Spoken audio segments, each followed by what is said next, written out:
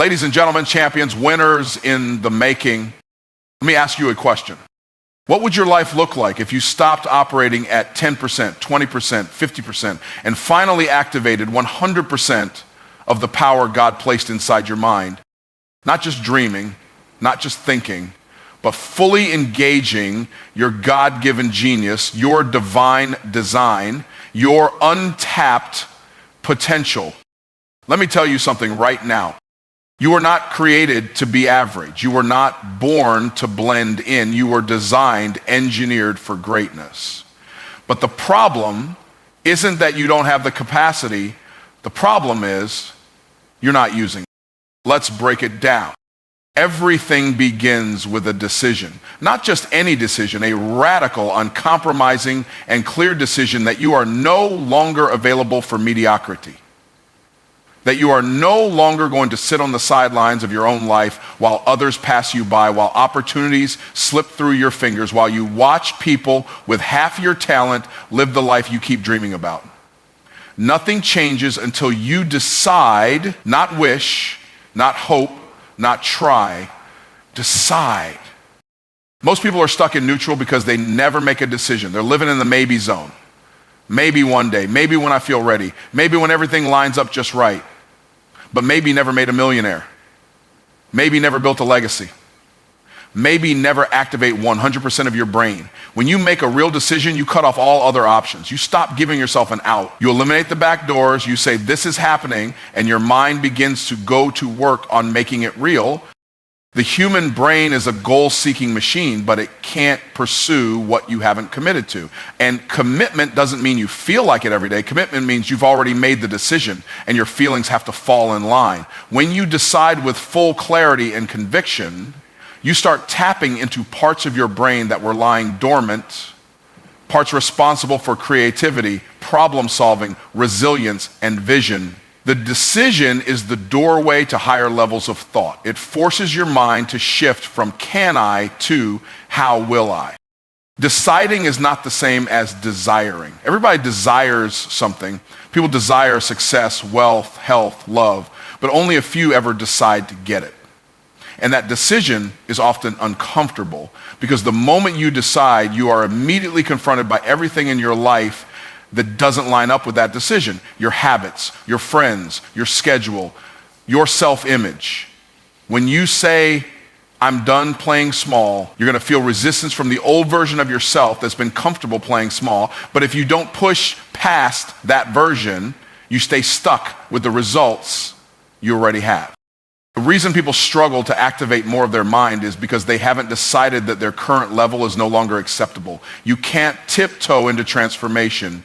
You can't casually enter success. You have to slam the door shut on the excuses, on the procrastination, on the old story you've been telling yourself about why you can't. The moment you decide that where you are is not where you're staying, your brain gets the signal, it's time to evolve. It's time to stretch. It's time to move. But a true decision is not just internal. It demands external alignment. You can't say you've decided and keep living like you haven't. When you really decide, your actions shift. Your standards elevate. Your tolerance for nonsense drops. Your circle tightens. You stop entertaining things that waste your energy and your time. Why? Because a made-up mind is a powerful thing. A made-up mind becomes magnetic. It starts attracting the right ideas, the right people, the right resources, not by luck, but by focus. Clarity is power, and decision creates that clarity. Too many people are waiting for signs, waiting for motivation, waiting for permission. Let me be clear. Your destiny does not respond to hesitation. It responds to decision. You don't wait for success to find you. You make the decision and go create it. That's when you begin using the full power of your brain. That's when your subconscious kicks in and starts working in the background, spotting opportunities, filtering out distractions, and keeping you locked in on your outcome. A decision changes the lens through which you see everything. Suddenly, what looked like obstacles become opportunities. What used to intimidate you now challenges you. What once felt impossible begins to feel inevitable. Why? Because the moment you decide, the universe takes you seriously. Your brain takes you seriously. And that's when the transformation begins. Discipline is the engine that reprograms your mind. It's the force that rewires your brain from old patterns of thinking to new patterns of execution. Most people want change, but they aren't willing to practice the consistency that change demands. They keep waiting for motivation, not realizing that motivation is fleeting, but discipline builds momentum. Discipline is not emotional. Discipline doesn't care how you feel. It only responds to your level of commitment. If your mind is a muscle, then discipline is the weight training that makes it strong, sharp, and focused. The truth is your brain is constantly being trained, either by design or by default. If you don't discipline your mind, your environment will.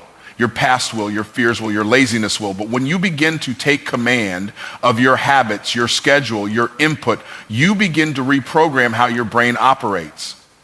Discipline teaches your mind what to prioritize. When you show up every day with intentional focus, your brain starts to recognize that success is not random, it's routine. Most people underestimate the power of repetition. They think they need to do something big one time, when in reality, it's about doing something small every day. Your brain craves familiarity. It creates neural pathways based on what you repeatedly do. If you keep feeding it negativity, distraction, or self-doubt, that becomes your default setting. But if you begin feeding it focus, strategy, and action, it starts shifting gears. It starts adapting to a new standard. You can't just try once and expect transformation. You have to train it at daily. Discipline builds mental endurance. When you push yourself to do what's necessary, even when it's hard, even when it's boring, even when no one is watching, you're not just checking off a box.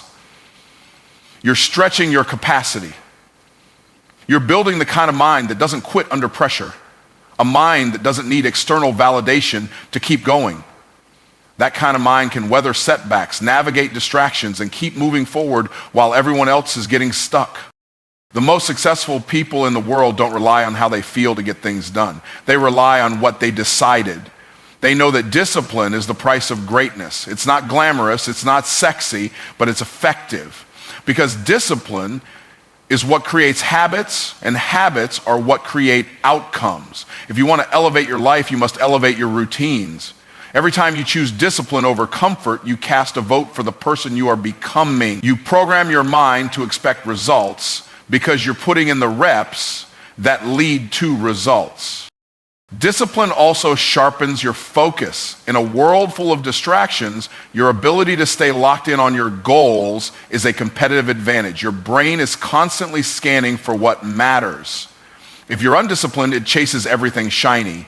If you're disciplined, it zones in on what moves the needle. The more you train it to focus, the more efficient it becomes. You start completing tasks faster. You start making better decisions. You stop second-guessing yourself.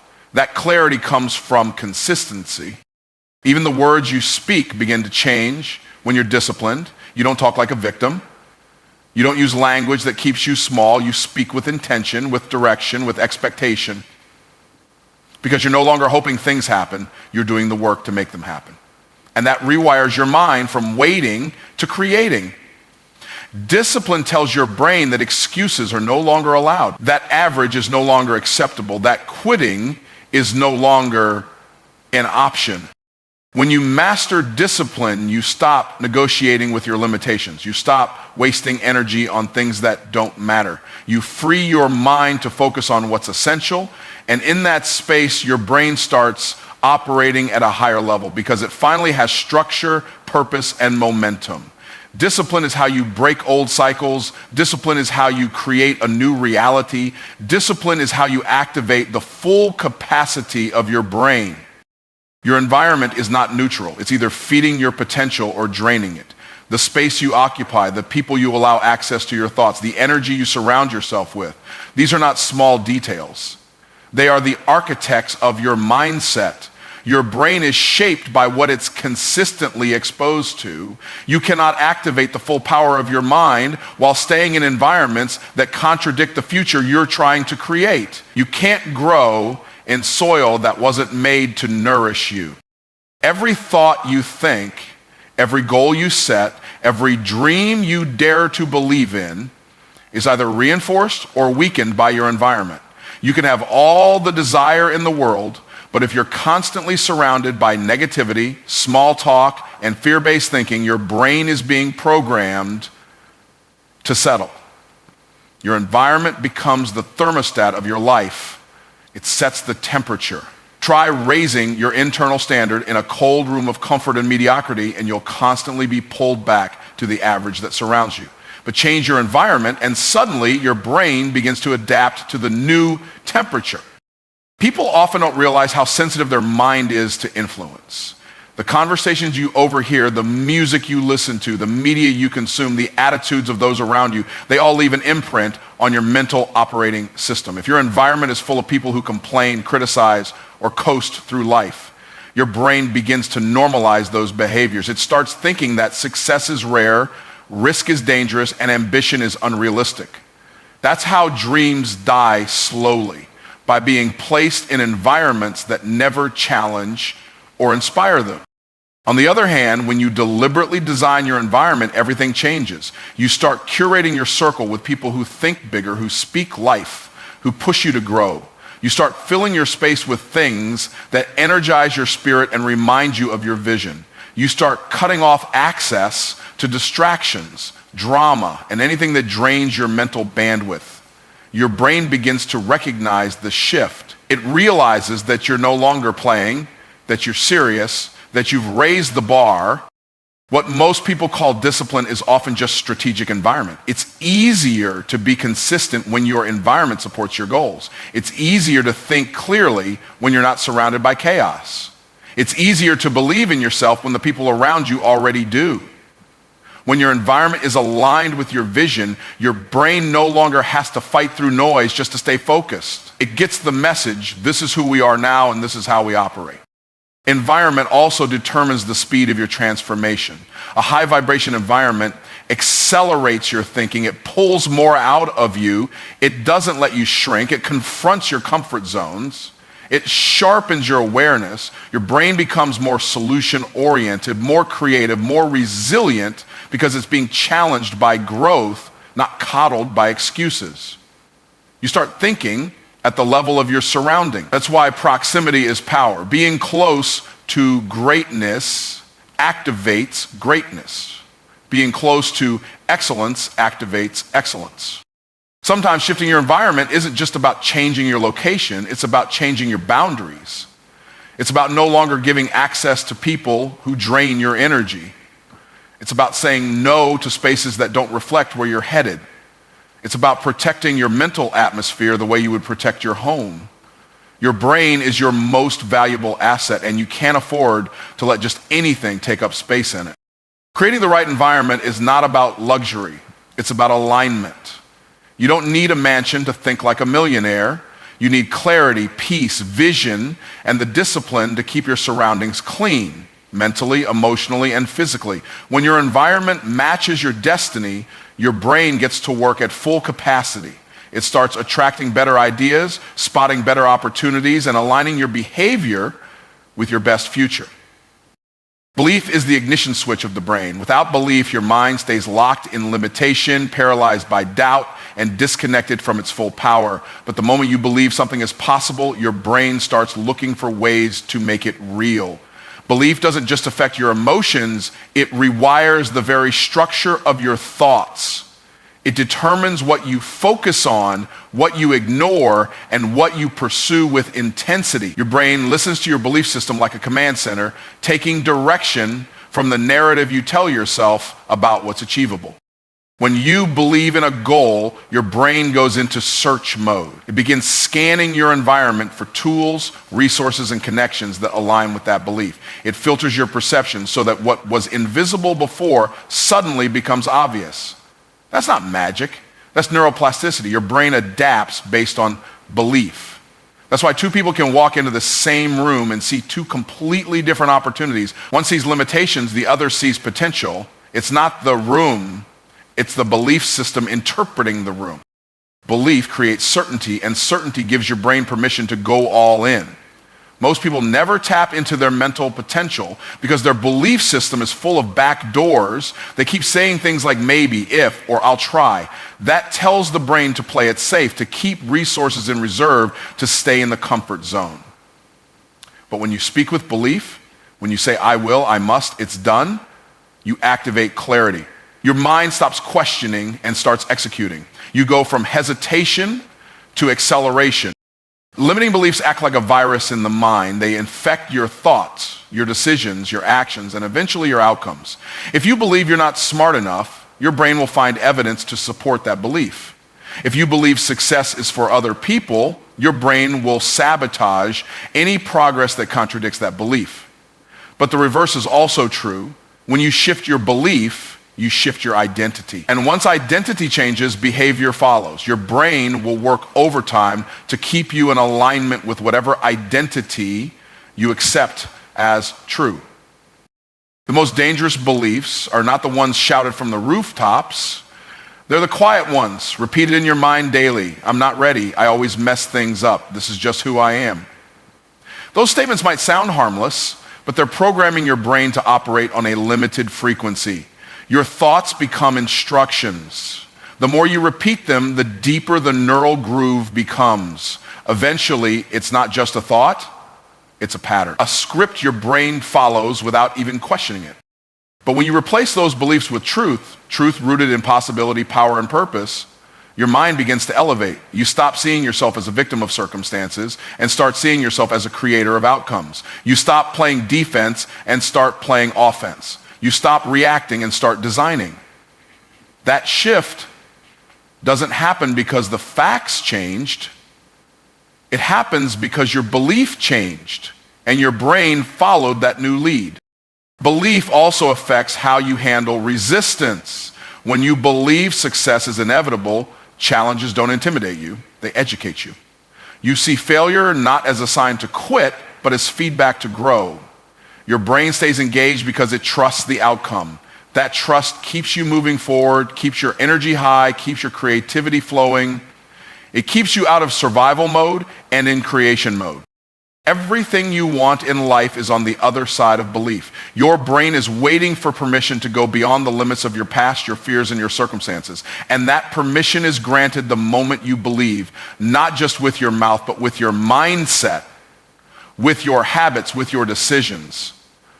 When belief becomes your foundation, your brain becomes your ally, your builder, your amplifier. It stops working against your goals and starts working for them. Excuses are the chains that keep your mind locked in limitation. Every time you make an excuse, you reinforce the idea that something outside of you is more powerful than what's inside of you. Excuses are the language of fear disguised as logic. They sound reasonable, they sound justified, but what they really do is protect your comfort zone and sabotage your progress. When you make an excuse, you give your brain a reason to stay the same, to avoid growth, to retreat from challenge instead of rising to meet it. Excuses feel safe because they remove accountability. They allow you to say it's not my fault or there's nothing I can do, but that mindset strips your brain of its creative power. The moment you take your hands off the wheel, your mind stops searching for solutions. It stops adapting, it stops growing. Your brain thrives on ownership.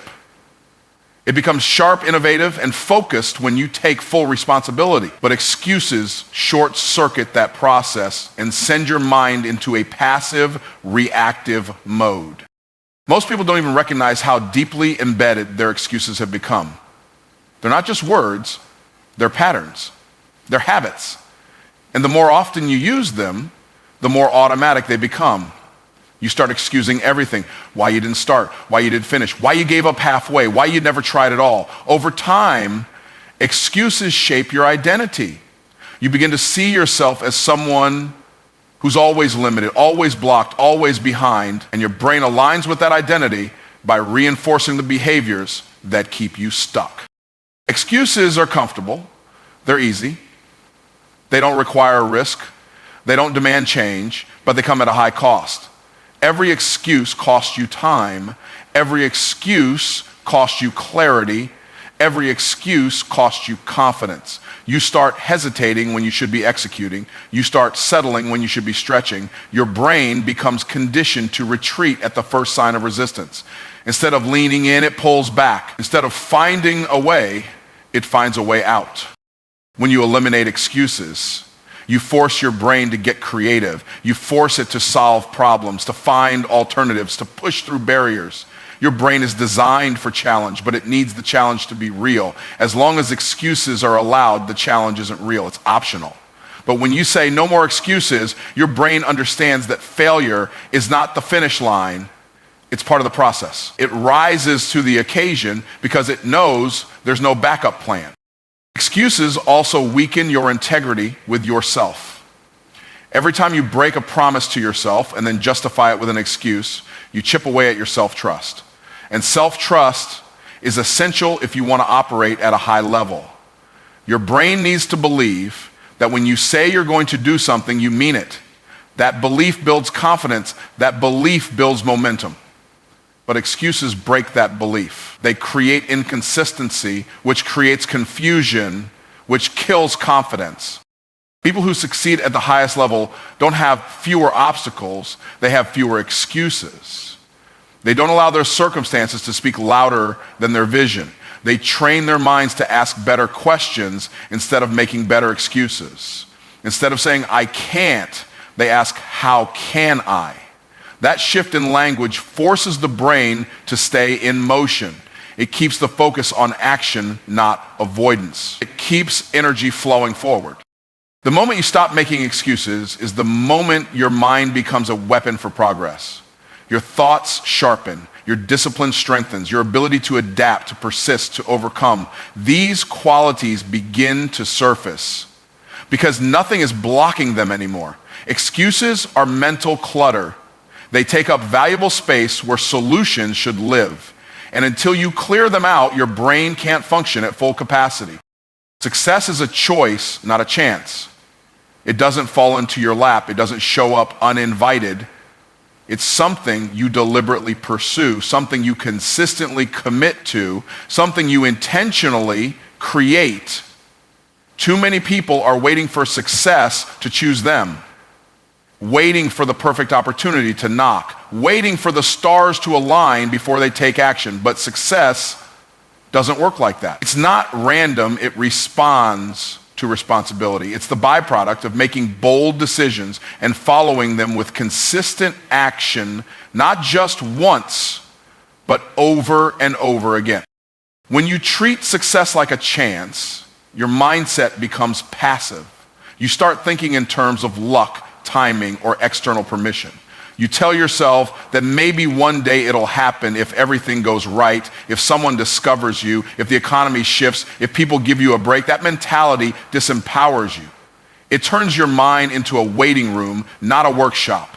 It keeps you idle when you should be building. It keeps you quiet when you should be declaring. Your brain, which is built for creation, begins to atrophy in inaction.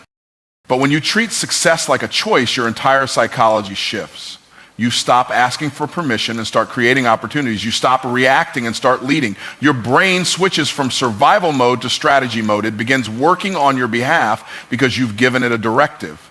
When you say, I choose success, your thoughts begin aligning with that choice. You start thinking like a person who's going somewhere. You start acting like someone who takes ownership. Your decisions get sharper, your standards rise, and your time becomes more valuable. Choosing success doesn't mean you have it all figured out. It means you've decided that giving up is not on the table.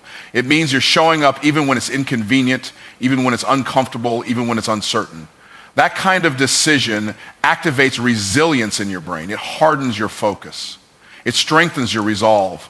You begin to pursue growth over comfort, purpose over distraction, vision over excuses. You no longer need everything to be perfect. You just need to be committed. When you choose success, you also choose the process. You choose the discipline, the repetition, the discomfort of transformation. Your brain learns to associate challenge with growth rather than pain. It stops resisting the work and starts leaning into it. That shift allows you to tap into your full mental capacity. Creativity increases, execution sharpens, decision-making speeds up. Why? Because your mind isn't debating the outcome anymore, it's building it. People often confuse effort with choice, but effort without a firm decision is inconsistent. You might try today and quit tomorrow. You might show up one week